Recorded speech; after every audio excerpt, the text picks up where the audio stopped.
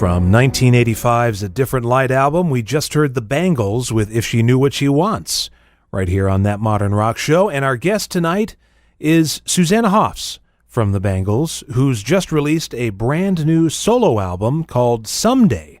And I have to confess, this was something of a surprise to me, because I didn't... it was a happy surprise. Good. I didn't realize that you had anything cooking. Yeah, I know. I've been kind of maintaining a kind of an under the radar profile these days, both with the Bangles and I guess I hadn't made a solo record in a ridiculously long time, so that it is kind of surprising. I think that's why I called the album Someday, because I had been dreaming of doing this for over 15 years, but just hadn't figured out a way till now. So. Now, were these songs that you had kicking around for a long time, or were they all in a recent flush of creativity? Well, yeah, a little of both, actually. There were two songs that I had been clinging to. One went as far back as 1989, and it's the song Raining on the record, and I wrote it with the very talented Mike Campbell of Tom Petty and the Heartbreakers. Back in 1989, sort of at the end of the sort of 80s heyday period of the Bangles, when we were seemingly on the road 24/7. I mean, it was just a kind of a crazy few years there, especially towards the end, and I'd had this unbelievably cool opportunity to meet Mike Campbell.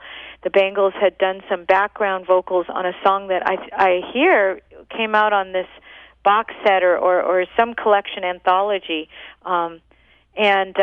Anyway, we had worked a little bit with those guys, and Tom wanted to write with me, and I was really honored and kind of intimidated. So there was a version of the song. There was sort of a completed demo that we made that I found in a box on cassette and figured out a way to digitize. And I sort of looked back into the possibility of, I actually contacted Mike. He didn't remember the song, and I sent him this demo that I was able to turn into an MP3, and he said, yeah, you should do, he kind of endorsed the idea of me doing a revision on it to kind of bring it up to date. And so we did. My new songwriting partner, this kid, Andrew Brazel, comes from Nashville originally.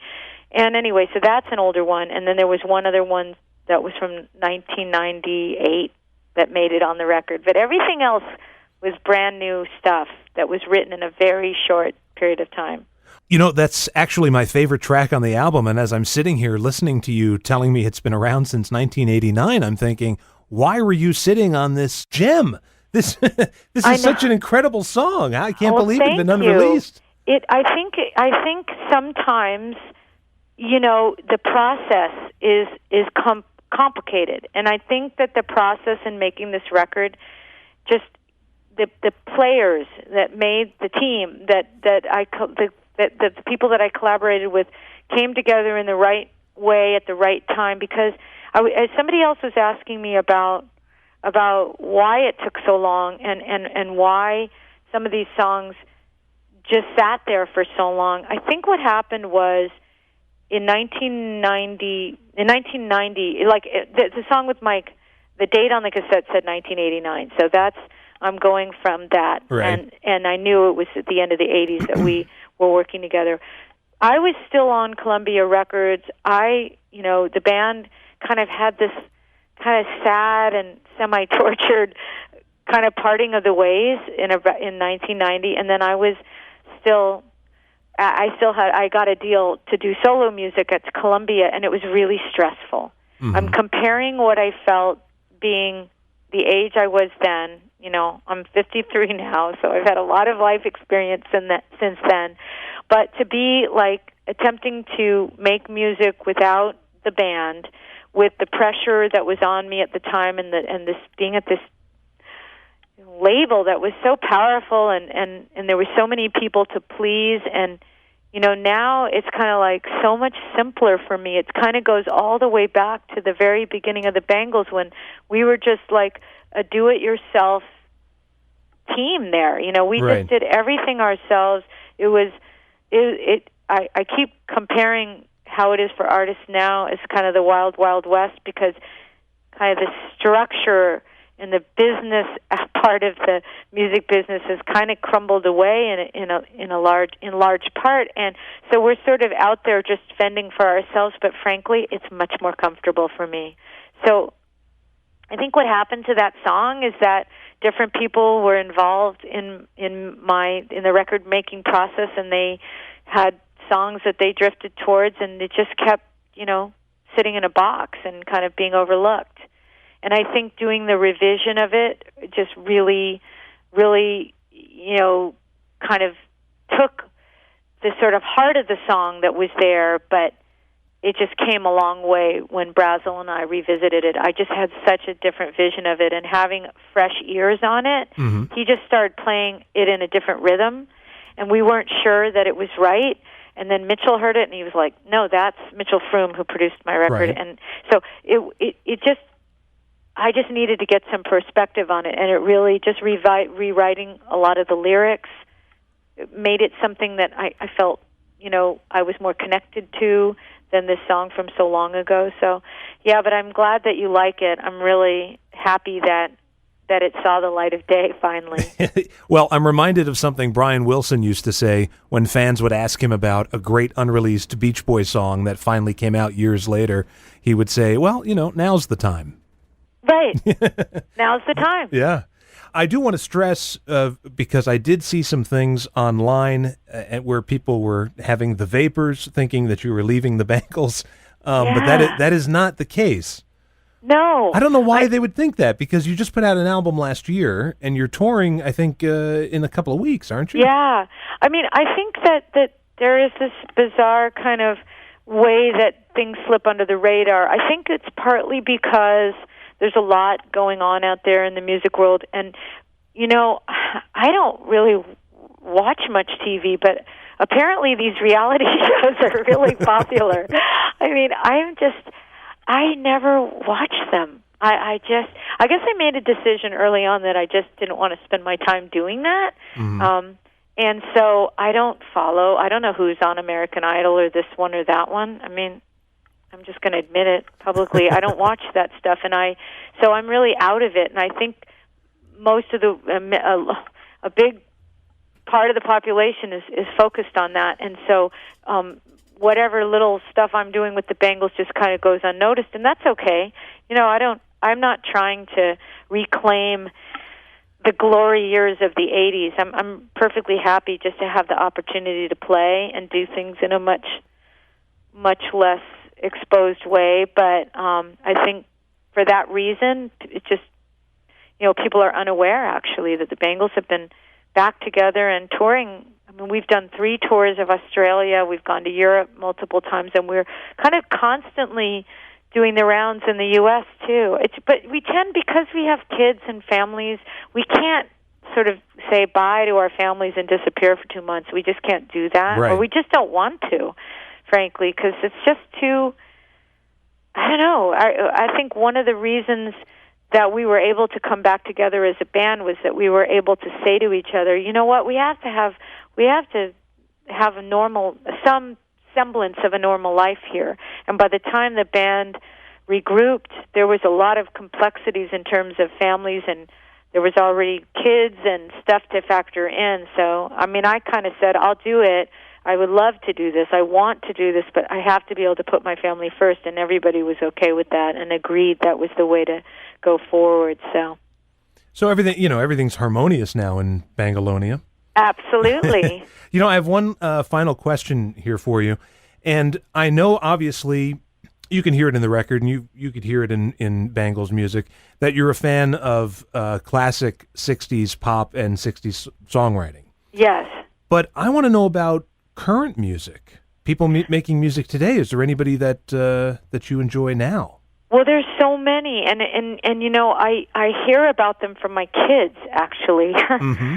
So, I mean, and I'm so terrible at getting the names of all a lot of times it's just a fight for the little cord that plugs our iPhones into to the car thing. So, I don't have access to like the artwork or the playlist and the names that come up.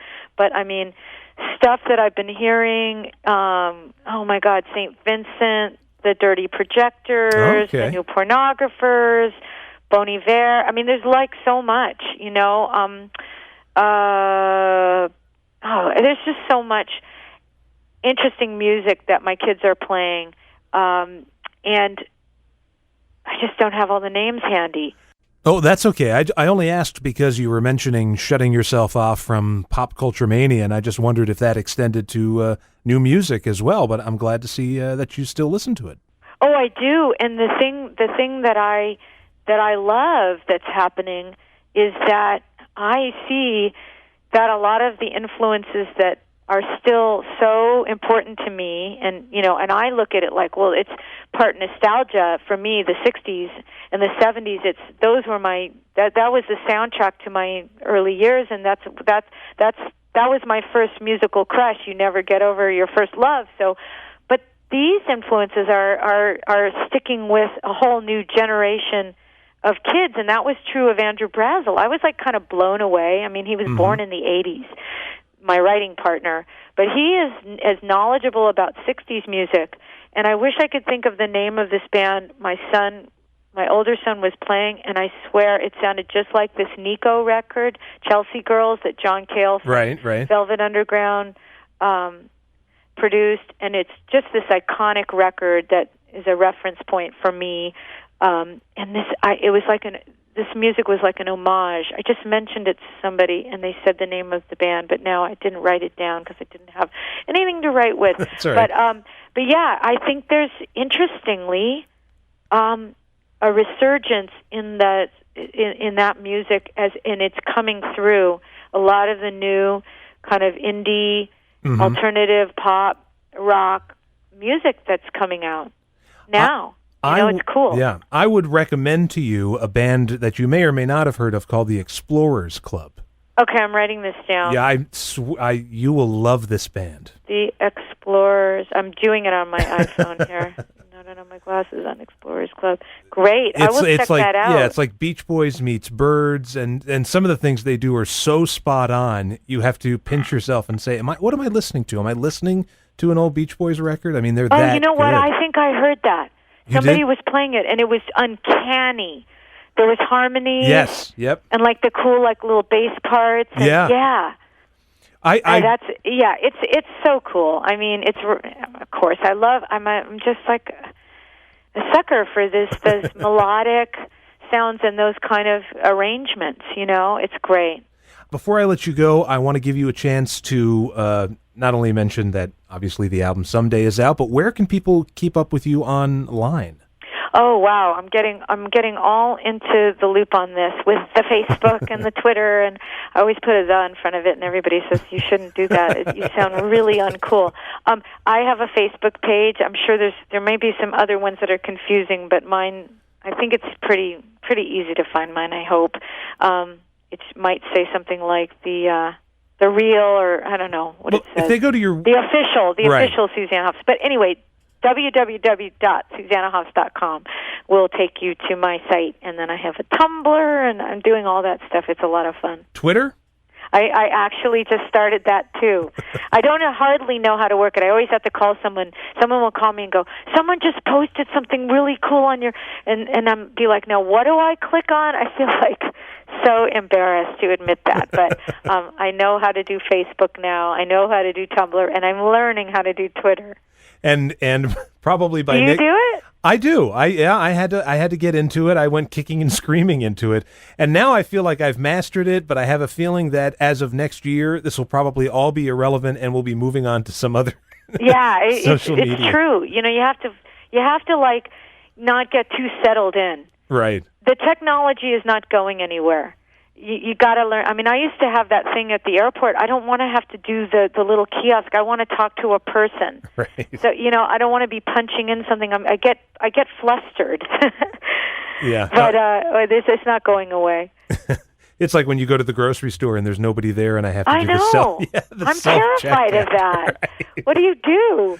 It's scary. And if there's a problem, you're like, "What do I have to sit here? I have to wait for the manager to come." I know. Well, thank you so much, Susanna. Again, the album is Someday, and we're going to play the track that we talked about just moments ago, which is Raining. And awesome. Have a great day, and thanks so much. You too. It was a pleasure talking with you.